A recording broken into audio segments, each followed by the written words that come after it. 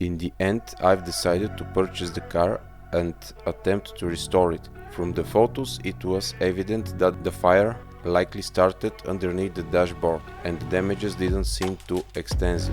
However, upon the car's arrival and after a preliminary inspection, I discovered that the fire more likely originated from underneath the vehicle and spread into it. By chance, I met a man who stated that he had intended to buy this exact car. He even placed a deposit, but during his travel, as he approached the German address from which he was supposed to collect the car, several fire trucks passed him by.